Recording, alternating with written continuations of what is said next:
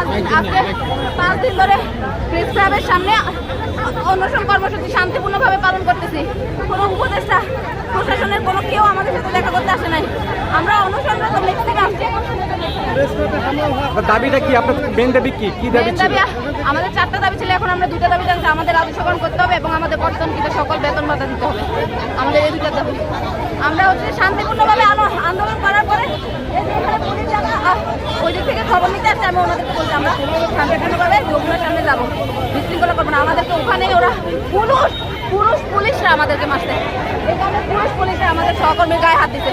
বোরকা পরা গায়ে হাত দেওয়ার পরে এরপরে যখন আমরা প্রতিবাদ করছি, কয় জঙ্গি তোমরা, তুই তো গাড়ি বলে পুলিশরা বলছে। তাইলে এটা কি ধরনের মাইক কেড়ে নিচ্ছে? তার মানে মুখের ভাষা কেড়ে না, তাইলে এই কালার সে কালার কি পার্থক্য?